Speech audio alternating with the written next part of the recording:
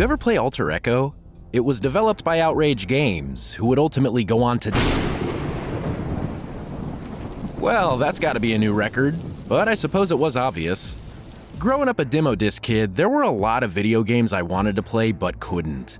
Gex 2 was actually one of those for a while. We had a jam-packed disc with demos for Crash 2 and Parappa the Rapper, but the one game I found myself most intrigued with was the one I couldn't play. There must have been 10 games on there, and that one had to be a video preview. Another of these was Alter Echo, a 2003 action-adventure title that released for the PlayStation 2 and Xbox. The most exposure I got to this game was a cryptic teaser trailer that speaks of a substance that not only controls time and physics, but can only be wielded by few. And while that may sound par for the course, kid me couldn't help but be absolutely intrigued. I think a lot of it had to do with the main character reminding me of Carnage, especially since I've been a Spider-Man fanboy for as long as I can remember. Speaking of, that same demo disc had a preview where Luke Skywalker himself, Mark Hamill, talked about voicing Wolverine in X2 Wolverine's Revenge. I tell ya, if there's any game that'd make for a hell of a future video, it's that one. Anyway, it's been about 20 or so odd years, and in that time, I've never heard a single word spoken about this game. But that doesn't necessarily mean it's bad. Granted, Outrage's closure would follow pretty soon after its release, but development teams go defunct all the time, and them being acquired by THQ couldn't have helped. So come along with me as I alter space, alter time, alter Echo.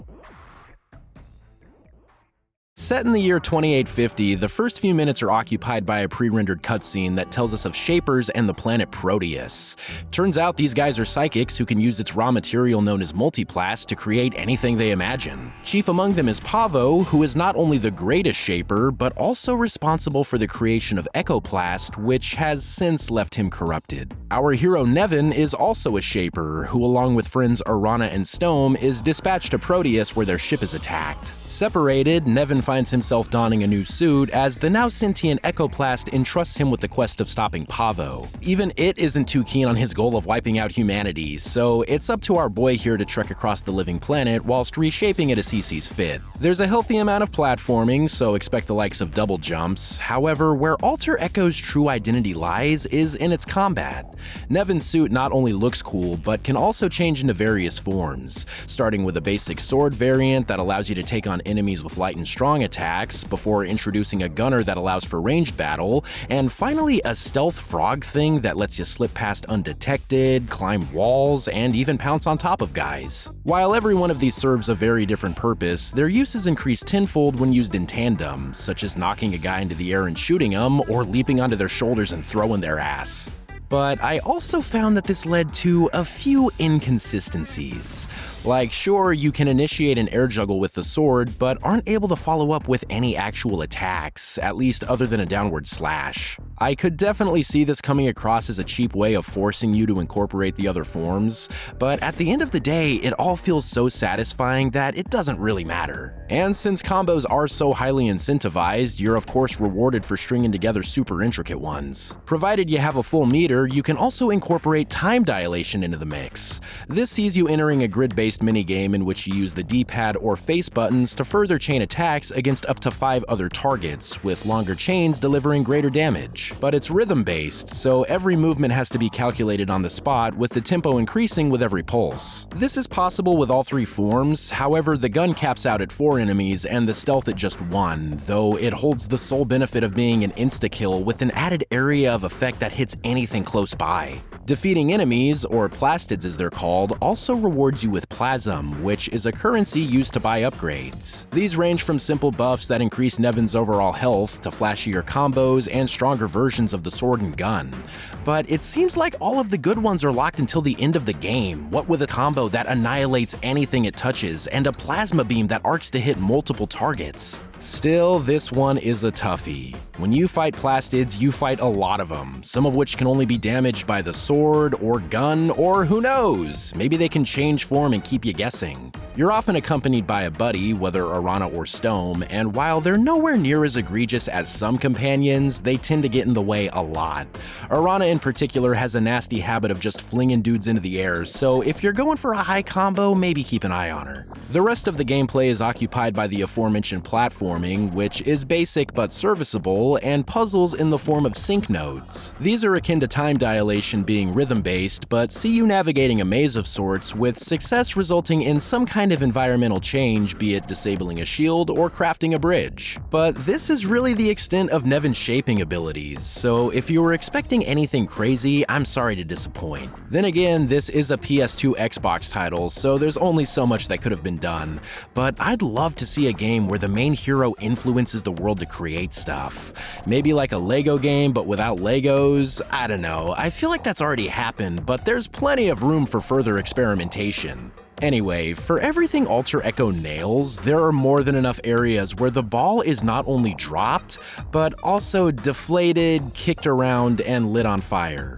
You know, just for good measure. This game has some abysmal writing, from horrible one-liners to questionable character motivation. Nevin, already having an unfortunate name, sorry to all the Nevins out there, is about the lamest hero to exist. The suit's cool, but the guy wearing it is a total wiener, and not in the sense that he's some normal dude in over his head, but more so because he just isn't believable.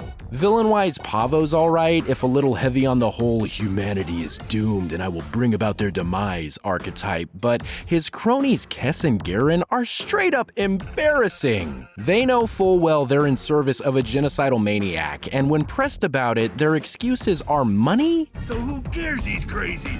We gonna be rich! And sadism. I'm not doing this for Pavo. I'm gonna kill you because I'm a sadist, get it? I enjoy killing people, so stop making this so hard for me. What the hell? Another issue I found is just a general lack of imagination for the environments.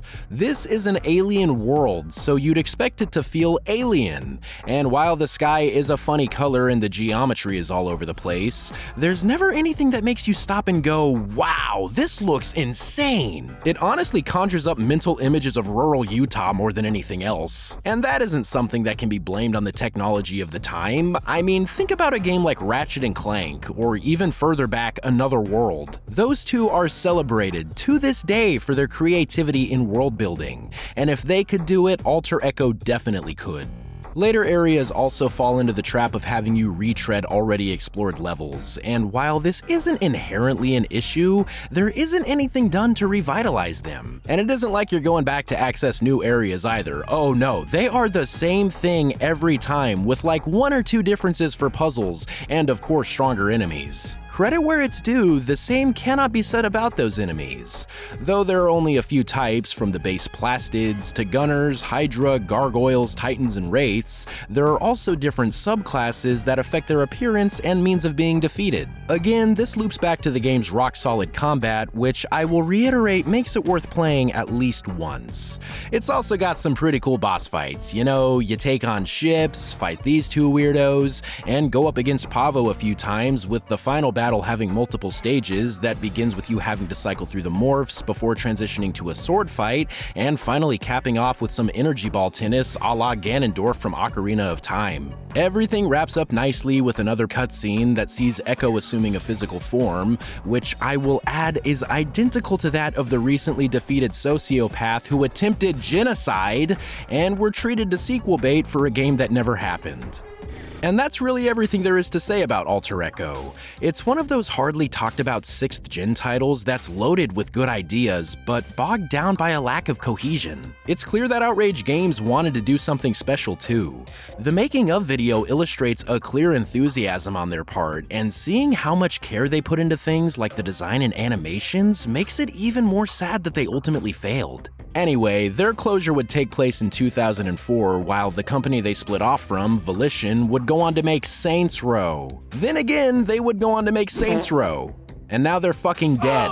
There were also murmurings that THQ Nordic was gonna do something with the IP, though nothing ever came of it, and I guess in Europe the game was rated to be released as a PS2 classic on the PS4.